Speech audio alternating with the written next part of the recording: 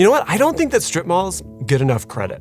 Sure, they are not what we normally think of as what great urbanism looks like, but they're not going away anytime soon. And just dismissing them, I think, blinds us to their value and their possibility.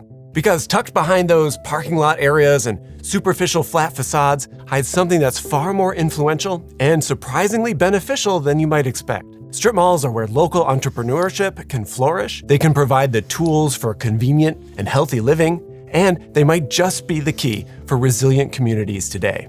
And unlike their enclosed cousins, these buildings are not dead yet. In fact, they're thriving. So this is why you should not be quite so quick to write off the lowly strip mall.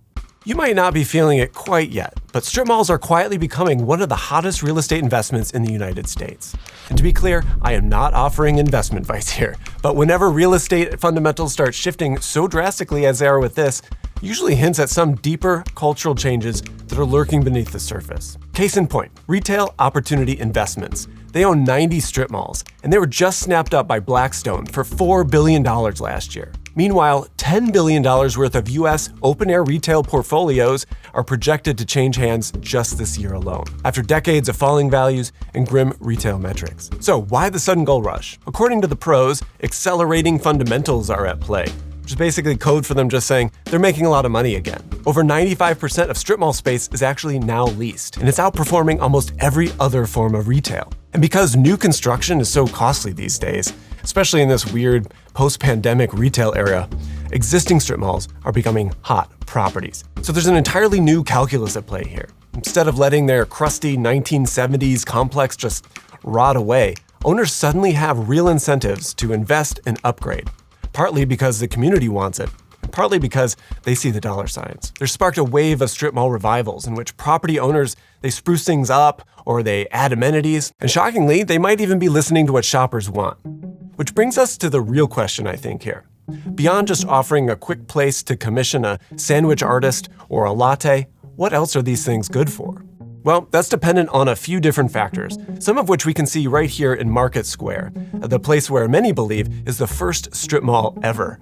All the buildings were designed at once to look cohesive, connected by an arcaded walkway, and managed by a single company. And like the foundation of any good strip mall, it's well served by parking. And that was crucial here too, because it was to accommodate wealthy commuters who would be parking here after catching the train south into Chicago. Even though it looks pretty upscale today, back in 1916, it resembled much more of what we would think of as a typical strip mall, just with a landscape plaza in the middle, which came later. That recognizable look was developed by architect Howard Van Doren Shaw, who crafted a surprisingly clever solution to some really daunting design problems. The developers managed to piece together 11 lots for a combined of 400 feet of footage along Western Avenue facing the train, which had 260 feet of depth. They had two competing goals here.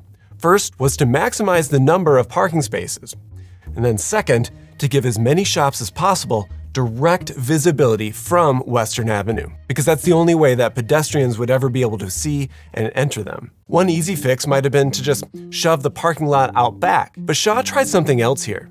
He squiggled the footprint of the building, and this created 300% more street frontage than any other solution. That way, every shop could face the front, drawing the attention of the passersby. The next challenge, though, is that Shaw, he had no idea of what kinds of businesses would ultimately be leasing this space when he was designing it. So, to accommodate that uncertainty, he set up a uniform module of about 1,200 square feet, or about 17 feet wide by 70 feet deep. And those units could be combined or subdivided as retailers saw fit, without any major structural overhauls to the rest of the building. But that kind of flexibility with the interior, it creates a challenge for the exterior. And Shaw had a solution for this too, because he made a career designing homes for wealthy North Shore clients. And he knew that they loved looking at vaguely fancy things without committing to any single heritage or style. So he pulled out all kinds of elements from various eras and places and pieced them together in a loosely composite design language. By repeating certain details of patterns of 2, 3, and 5, he achieves a sense of order and balance without being strictly symmetrical. And this approach worked beautifully. You need variety or something feels monotonous, but too much uniqueness can become its own problem if tenants move around in a way that isn't sympathetic to that and the building's facade no longer fits their needs. By striking a careful balance, Shaw gave Market Square a human feel that still blends in with its neighbors and the surrounding city. Today, those shops boast some of the highest sales per square foot in all of Illinois, over $800 annually. Of course, anyone that's ever set foot into Williams-Sonoma knows how quickly that can add up.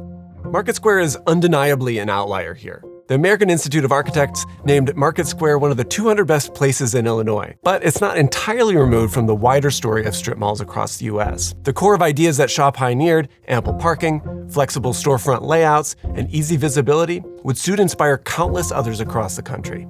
And that's a good thing. Is that what Martha Stewart says? I think it is.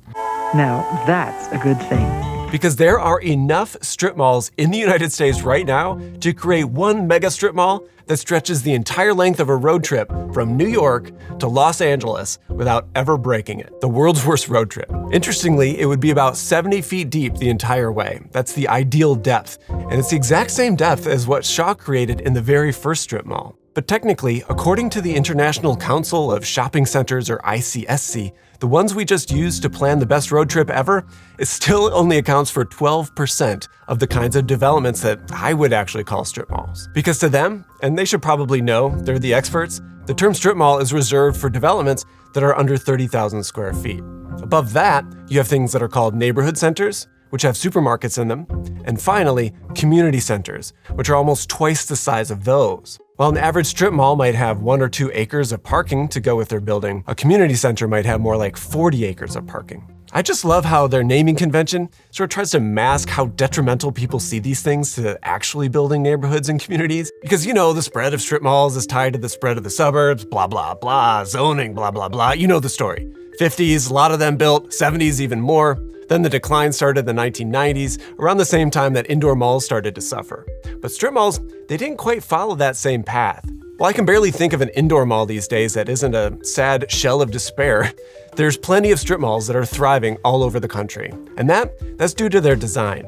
You can think of a typical strip mall as a basic shell with an open floor plan. A pizzeria might need a spacious kitchen, a nail salon might require specialized plumbing, or a pop-up art gallery might just need a blank canvas, and all of those can move in with minimal fuss. Remodeling is fast and cheap.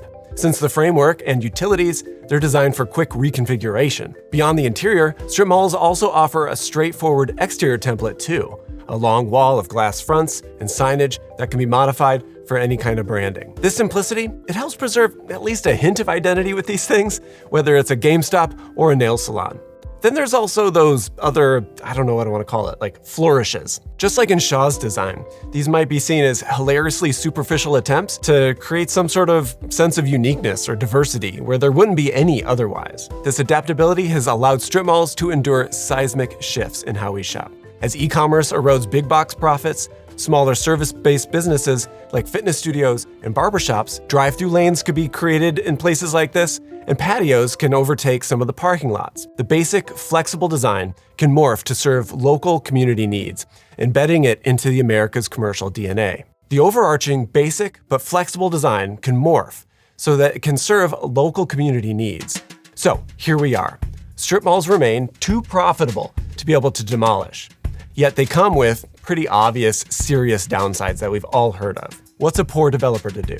Well, some don't have to do anything at all.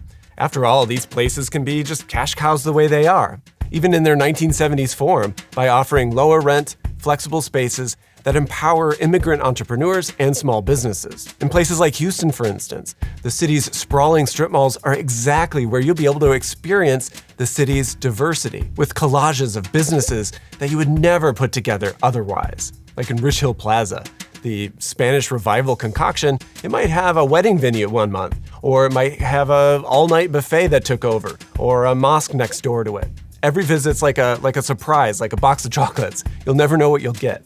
Or in places like Los Angeles, generic, open layout mini malls let entrepreneurs just go wild. They create businesses with relatively low barriers to entry. There you'll find signs with multiple languages plastered all over the storefronts, and entire mini public spaces that form inside of the parking lot around a dim sum restaurant that's popular that week. For many immigrant owners, these mini malls have been a crucial stepping stone to the American dream, since you don't need generational wealth or massive loans to rent a 1,200 square foot unit that already has steady foot traffic across it. So it's not just about the design that makes these things work.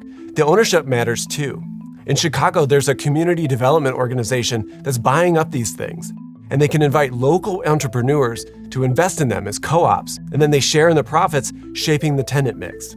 We're inviting you to invest with us, to co-own with us. That's a really great way to keep wealth circulating inside of a neighborhood instead of letting it flow into the pockets of some absentee landlord somewhere else. Of course, though, some projects lean much more aggressively into redevelopment. For example, La Placido Cinco. It folded affordable housing right into the tired commercial site and was still able to preserve all the spaces for the existing tenants that were there. But I want to wave a caution flag here.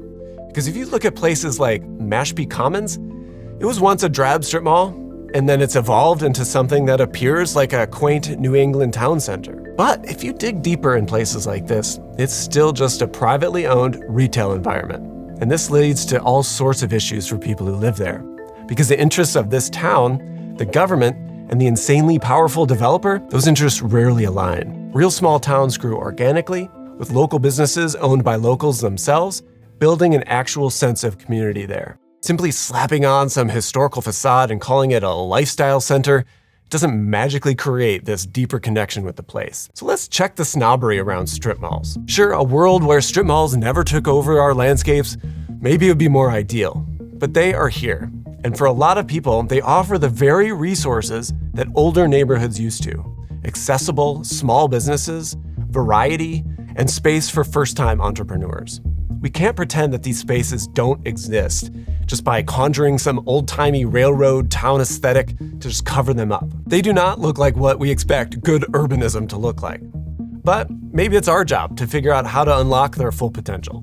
And for that, we should be looking critically by using real-world data, not just running with our intuition and parroting common talking points. That's why I've been trying to use more graphs and data than usual. Hopefully you've been noticing.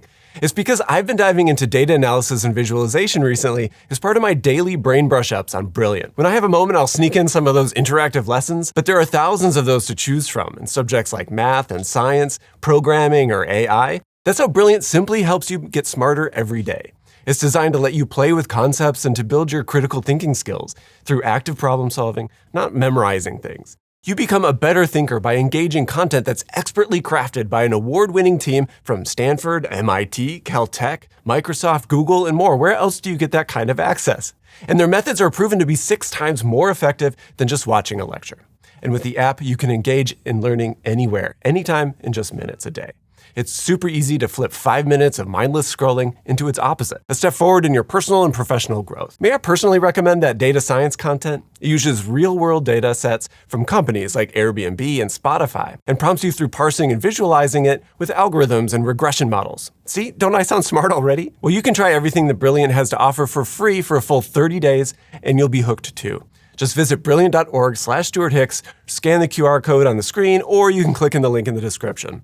And there you'll get also 20% off of your annual premium subscription. See you over on Brilliant, and as always, thanks for watching.